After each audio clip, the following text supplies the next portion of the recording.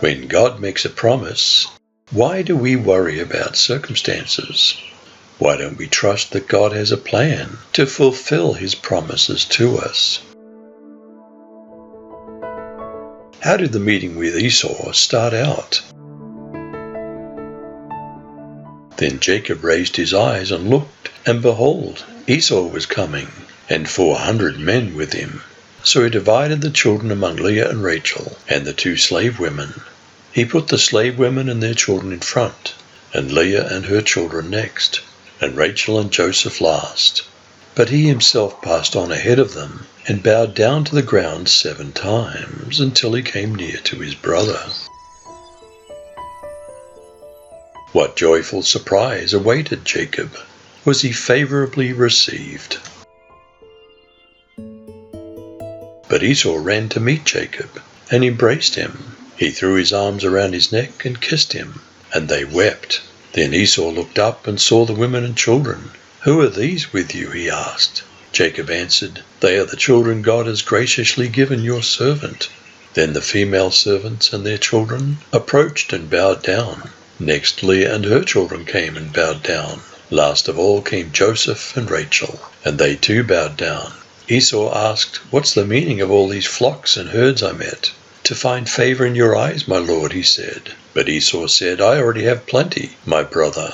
Keep what you have for yourself." "No, please," said Jacob. "If I've found favor in your eyes, accept this gift from me. For to see your face is like seeing the face of God, now that you've received me favorably.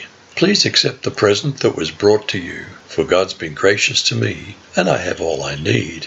And because Jacob insisted, Esau accepted it. Did they part in peace? Where did they go? Then Esau said, "Let's take our journey. Let's go, and I'll go before you." But Jacob said to him, "My lord knows that the children are weak, and the flocks and herds which are nursing are with me. And if the men should drive them hard one day, all the flock will die. Please let my lord go on ahead before his servant.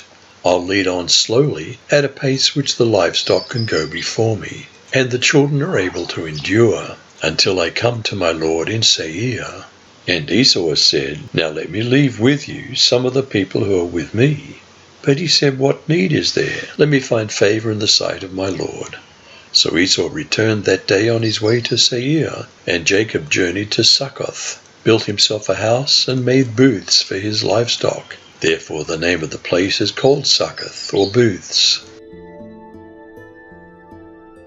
Where did Jacob settle? Did he buy land and settle down? Later, having traveled all the way from Paddan Aram, Jacob arrived safely at the town of Shechem, in the land of Canaan. There he set up camp outside the town. Jacob bought the plot of land where he camped from the family of Hamor, the father of Shechem, for 100 pieces of silver.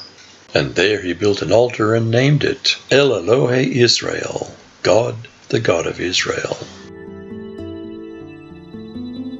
When God makes a promise, why do we worry about circumstances? Why don't we trust that God has a plan to fulfill His promises to us? You decide.